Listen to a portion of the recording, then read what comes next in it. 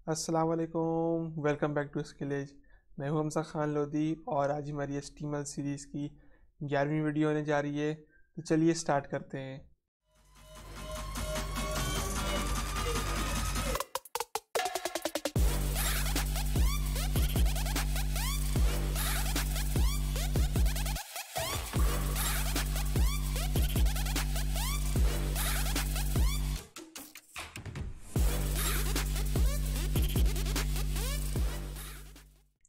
तो यहाँ पर हम अपनी कंप्यूटर स्क्रीन पे आ चुके हैं और इस वीडियो के अंदर हम लोग ऑडियो टैग इन HTML5 पढ़ने वाले हैं। तो यहाँ पर मैंने कुछ नोट्स तैयार किए हैं आप लोगों के लिए। इसका जो लिंक है वो डिस्क्रिप्शन में डाल दूंगा ताकि आप इसको ईजिली एक्सेस कर पाएँ। तो audio tag in HTML5। The HTML audio element is used to play an audio file on a web page. The audio HTML element is used to embed sound content in a document such as music or other audio streams. तो जो हमारा audio जो element है वो क्या करता है कि हमें ऑडियो फाइल को प्ले करने में मदद देता है वेब पेज के अंदर। तो ये करता है कि हमारी जो ऑडियो फाइल होती है उसको एम्बेड कर देता है हमारे HTML डॉक्यूमेंट में, और इससे हम लोग म्यूज़िक और अदर जो ऑडियोज़ होती हैं वो इससे हम लोग रन कर सकते हैं अपनी वेब पेज के अंदर। तो the controller attributes adds audio controls like play, pause and volume. तो जो कंट्रोलर्स होते हैं वो क्या करते हैं कि ये एट्रीब्यूट है जिससे हमें कंट्रोल मिल जाता है प्ले का, पॉज का और वॉल्यूम का। और इसके अलावा हमारे पास यहाँ पर है the source element allows you to specify alternative audio files which the browser may choose from. The browser will use the first recognized format. तो जो सोर्स एलिमेंट है इसमें क्या होता है कि हम लोग फॉर्मेट्स लिखे होते हैं, टाइप्स लिखे जाते हैं फाइल की, जैसे MP3 होता है और दूसरी जो टाइप्स होती हैं ऑडियो की वो हम इसमें लिस्ट बना के लिखे रहते हैं ताकि जो ब्राउज़र जब उसको रीड करे हमारे वेब पेज को तो उसके अंदर जो फॉर्मेट वो सपोर्ट करता है उसको वो चूज़ करके उसको प्ले कर दे। तो यहाँ पर मैंने कुछ कोड लिखा है। तो ये हमारा बॉडी टैग है, यहाँ से ओपन हो रहा है और ये क्लोज हो रहा है। इसके बाद हमारे पास ये ऑडियो टैग आ गया हमारा। तो इसको हम दो तरीके से लिख सकते हैं, एक तरीका मैं आगे आपको दिखाऊंगा।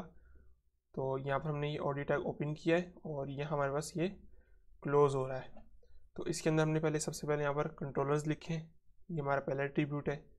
इससे क्या होगा कि हमारा जो ऑडियो प्लेयर होगा उसके हमारे पास कंट्रोल्स आ जाएंगे, देखिए प्ले का, पॉज का और वॉल्यूम का। इसके बाद हमने लिखा है ऑटो प्ले। तो क्या होगा, जैसे ही वेबसाइट पे कोई आएगा तो ऑटोमेटिक वो ऑडियो जो प्ले हो जाएगी। इसके बाद हमारे पास आ गया लूप। तो लूप क्या करता है कि इसको बार बार रन करेगा, मतलब जैसे ही ऑडियो ख़त्म हो जाएगी वो दोबारा प्ले कर देगा, ऑडियो ख़त्म हो जाएगी वो दोबारा प्ले कर देगा। इसके बाद हमारे पास आ जाता है म्यूटेड। तो म्यूटेड क्या करेगा कि जो ऑडियो की साउंड होगी उसको म्यूट कर देगा, बंद कर देगा। तो यहाँ पर हमारे पास 1 2 3 4 4 एट्रीब्यूट हमने यहाँ पर लगाए हैं। इसके बाद हमारे पास आ जाता है सोर्स का, यहाँ पर टैग आ जाता है हमारे पास एलिमेंट, जिसके अंदर हमने SRC लिखा है और अपना जो है सोर्स दिया है।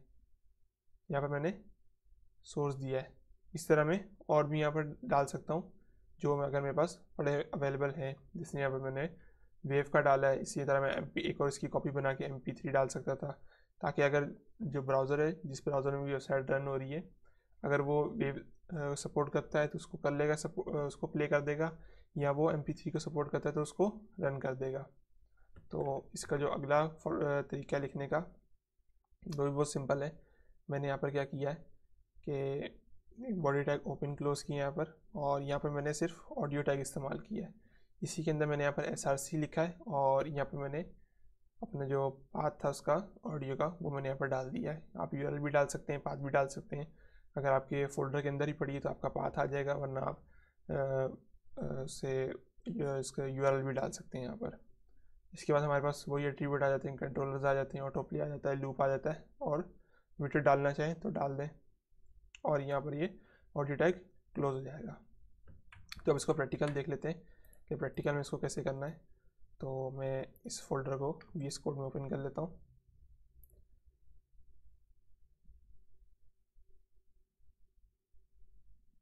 फोल्डर ओपन हो गया है और वेलकम स्क्रीन में बंद कर देता हूँ यहाँ से। और यहाँ हम लोग एक फाइल बना लेते हैं, CLA -clas क्लास -11.html। सही, तो .html हमारा फाइल का एक्सटेंशन हो गया और ये हमारा नाम हो गया फाइल का। मैंने एंटर किया और ये हमारी फाइल क्रिएट हो गई। मैं साइड बार को बंद कर देता हूँ और बॉलरप्लेट लिख लेता हूँ यहाँ पर, और टाइटल में मैं स्किल ED स्किल डाल देता हूँ। और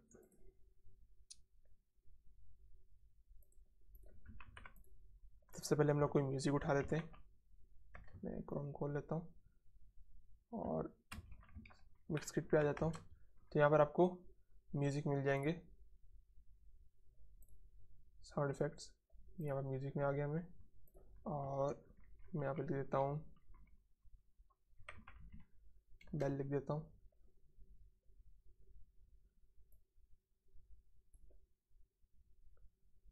और इसको मैं ऐसे डाउनलोड कर लेता हूँ।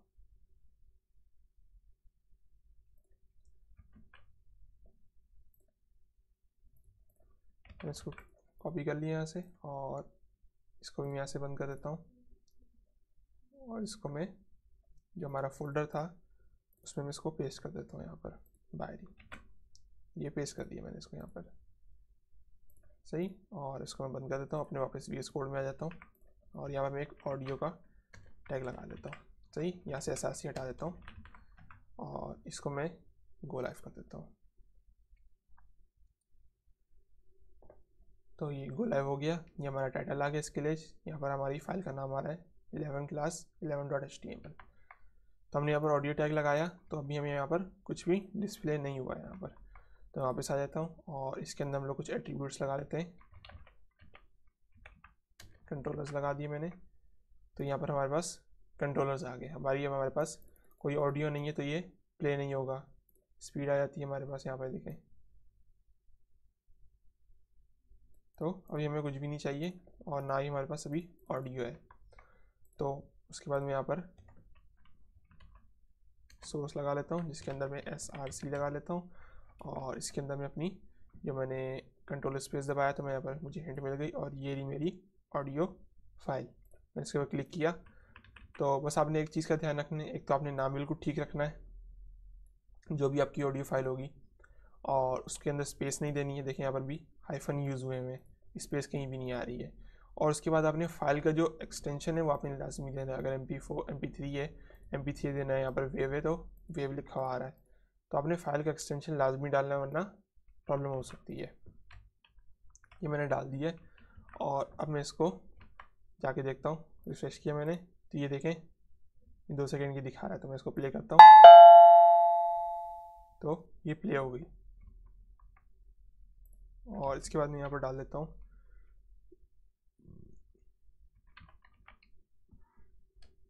ये ऑटो प्ले डाल देता हूँ। मैं इसको जैसे ही रिफ्रेश करूँगा तो ये ऑडियो खुद ब खुद प्ले हो जाएगी। तो मैं रिफ्रेश करता हूँ।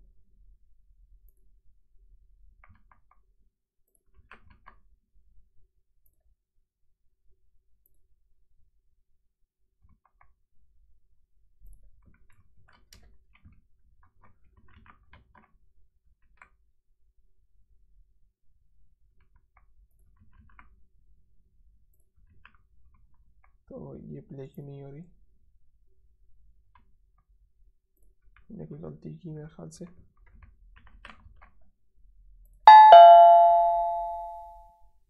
ये प्ले हो गई और यहाँ पर मैं ऑटो प्ले डाल देता हूँ।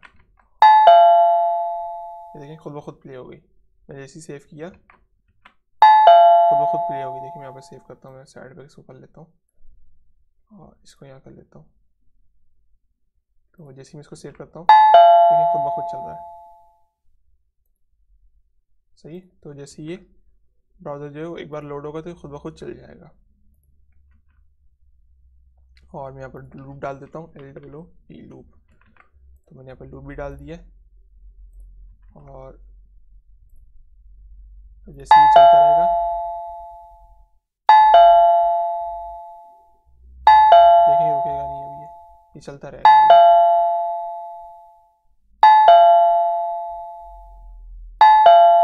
तो ये चलता रहेगा, रुकेगा नहीं अभी ये।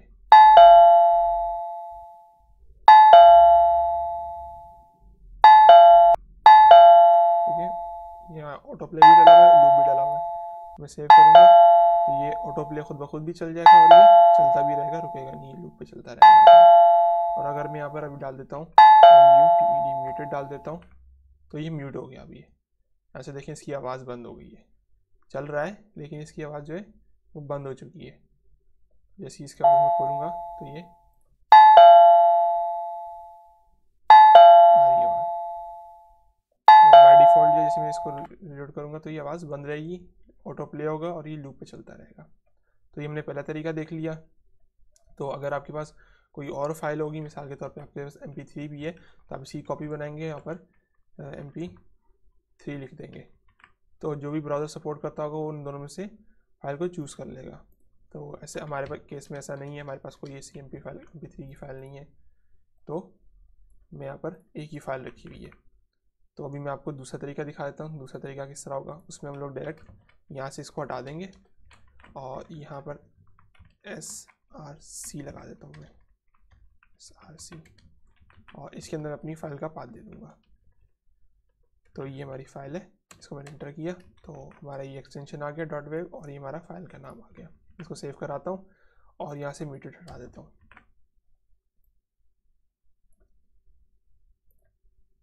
तो ये आ गया हमारे पास। इसको थोड़ा एडजस्ट कर लेता हूँ ताकि थोड़ा में दिखे। यहाँ से लूप भी हटा देता हूँ, ऑटो प्ले भी हटा देता हूँ। तो जैसे मैं इसको रिलोड करता हूँ, प्ले करता हूँ, तो ये देखें बिल्कुल सही वर्क कर रहा है।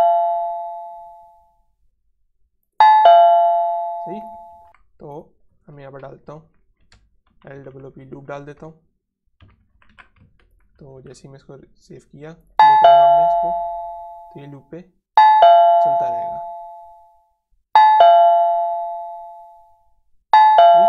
तो इसके बाद मैं डाल देता हूँ ऑटो प्ले।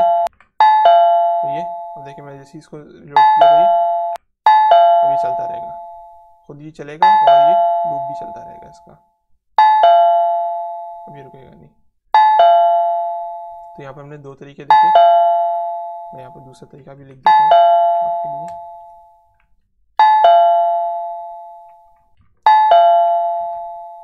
ऑडियो ऐसे हटा देता हूँ या मैं इसी की कॉपी बना देता हूँ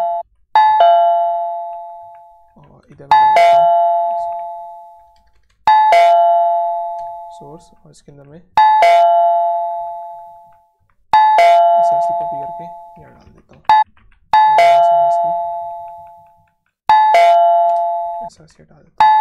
तो हमारे पास दो तरीके हो गए। आपके यहाँ पर ऑडियो भी दो ही दिखेंगी, ये देखें और दो ऑडियो दिख रही है हमें। सही। इसकी एक और स्पेसिंग हटा देते हैं। तो हमने आज ऑडियो टैग पढ़ा कि हम लोग ऑडियो को किस तरह दिखा सकते हैं अपने वेब पेज के अंदर। सही। तो यहाँ पर हमने दो लगा ली, दो तरीके से हमने देखा कि ऑडियो टैग, पहला ये हमने सोर्स एलिमेंट के साथ देखा और दूसरा हमने ऑडियो टैग के अंदर ही हमारी सोर्स लगा ली। तो मुझे उम्मीद है कि आपको ये वीडियो पसंद आई होगी। हमने एक नई चीज़ पढ़ी कि ऑडियो टैग को हम लोग किस तरह अपने वेब पेज में एम्बेड कर सकते हैं, लगा सकते हैं।